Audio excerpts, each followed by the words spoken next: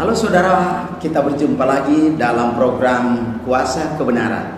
Saudaraku yang saya kasih dalam kasih Kristus, minggu lalu kita telah membahas tentang bagaimana seorang murid Yesus atau warga negara kerajaan Allah menambahkan iman kepada Kristus, yaitu ketujuh sifat ilahi.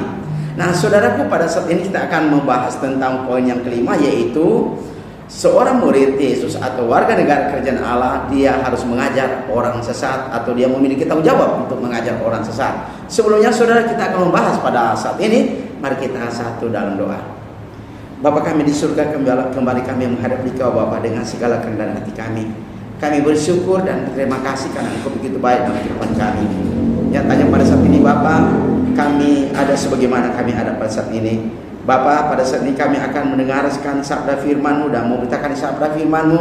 Biarlah ini adalah berkat yang daripada Engkau, yaitu berkat rohani membawa kami menuju surga yang kekal, dan melalui firman-Mu kami dapat hidup di dalam kekekalan nanti di surga yang kekal. Sekiranya Bapa memimpin acara ini dari awal hingga akhirnya dengan tidak kurang apapun. Terima kasih Bapa di surga. Biarlah kami sebagai pendengar dan pelihat mendapatkan berkat rohani berasal daripada-Mu dan memberikan motivasi kekuatan iman bahwa kami harus membutuhkan firman-Mu untuk mencapai surga yang kekal. Terima kasih Bapa. Inilah doa dan permohonan kami dalam nama Yesus Kristus kami berdoa kepada-Mu. Amin.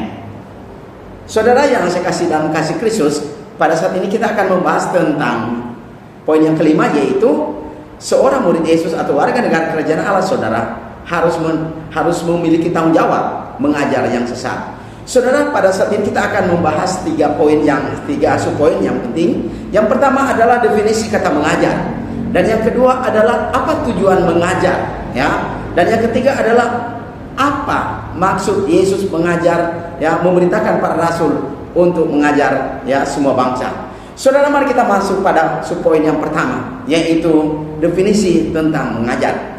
Saudara, kata mengajar dalam bahasa Yunaninya adalah didaskontes. Saudara, kata didaskontes ini adalah akar kata daripada didasko. Saudara, kata didasko artinya mengajar atau mengajarkan. Nah, saudara, tujuan mengajarkan adalah untuk membuat orang itu menjadi cerdas. Kemudian saudara, kita masuk pada subpoin yang kedua, yaitu apa tujuan mengajar. Saudaraku yang saya kasih dalam kasih Kristus, tujuan seorang murid mengajar adalah pertama, bukan untuk menyenangkan pendengar. Sekali lagi, tujuan seorang murid mengajar Injil adalah tujuannya bukan untuk menyenangkan pendengar, sehingga pendengar itu harus tertawa, harus suka kepada pengajar. Bukan saudara. Tujuan mengajar adalah untuk menyenangkan Allah. Itu bisa dibaca dalam 1 Tesalonika pasal 2 ayat keempat sampai ayat ke-6, dan Galatia 1 ayat ke-10, saudara. Nah saudara, yang kedua adalah tujuan mengajar adalah supaya Injil diberitakan ke seluruh bangsa. Apa tujuannya? Supaya seluruh bangsa dalam dunia ini dapat diselamatkan oleh Injil itu. Nah kemudian saudara, kita masuk pada subpoin yang ketiga, adalah mengapa Yesus harus memerintahkan para rasulnya pergi ke seluruhnya untuk memberitakan Injil atau mengajar. Nah pertama-tama jawabannya adalah, saudara, mengapa Yesus harus mengutus para muridnya ke seluruhnya? Pertama, yaitu karena para rasul dipilih langsung oleh Yesus dalam Matius pasal 10 ayat yang kedua sampai ayat yang kelima, yaitu 12 rasul. Dan yang kedua adalah mengapa Yesus harus menyuruh para rasul untuk pergi ke seluruhnya, yaitu yang kedua adalah Injil harus diberitakan oleh para rasul agar semua bangsa di dalam kolonial ini dapat diselamatkan melalui Injil itu. Saudaraku yang saya kasih dalam kasih Kristus, sama halnya dengan seorang murid Yesus atau warga negara kerajaan Allah, disuruh oleh Yesus secara tidak langsung sekarang ini agar memberitakan Injil, dan bukan menyenangkan manusia, tapi memberitakan Injil, menyatakan kuasa Allah, yaitu pemberitaan kuasa Allah itu, yaitu Injil, sesuai dengan Roma 1 ayat 16 mengatakan oleh Paulus. Paulus katakan, tiadalah aku berasa malu mengaku Injil itu, karena ialah kuasa Allah.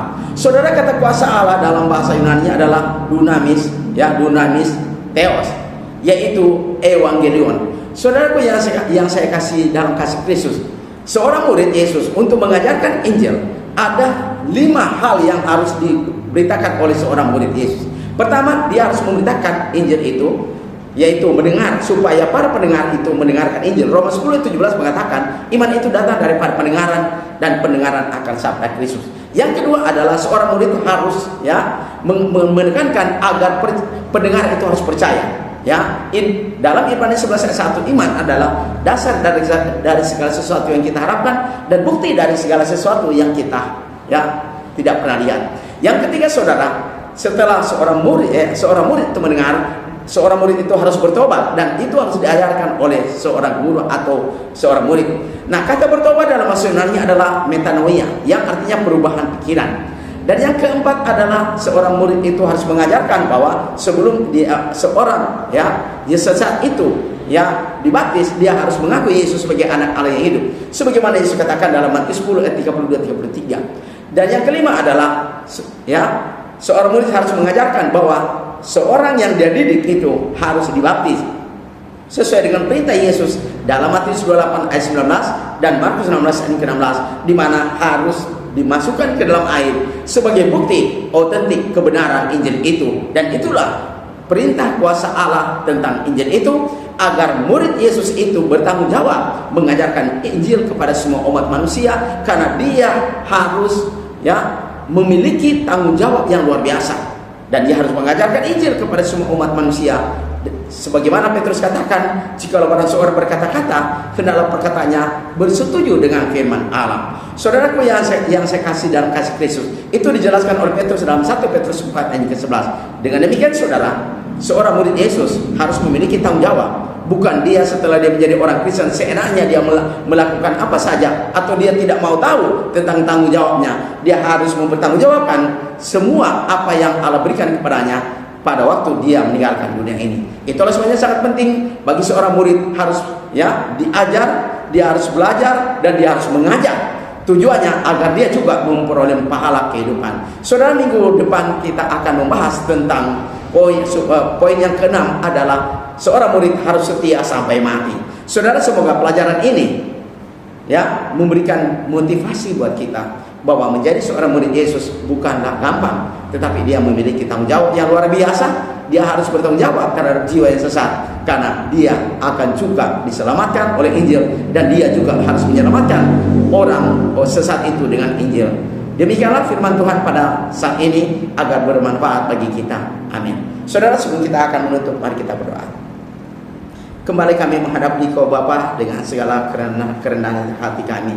Kami beri syukur dan berterima kasih kami telah menerima kebenaran firman-Mu dan mendengarkan firman-Mu. Dan biarlah Bapak, firman yang akan dan telah dibawakan tadi itu menjadi motivasi buat kami sebagai seorang mengaku Kristen, bahwa kami harus mentaati kebenaran-Mu dan memiliki tanggung jawab untuk mengajarkan Injil kepada semua orang, agar semua orang dapat diselamatkan. Terima kasih Bapak, biar kami dapat bertemu pada acara yang lain pada minggu depan, dan biarlah ini menjadi motivasi buat kami sebagai pendengar maupun sebagai pembawa firman. Terima kasih Bapa, dalam nama Yesus kami membawa doa kepadamu. Amin.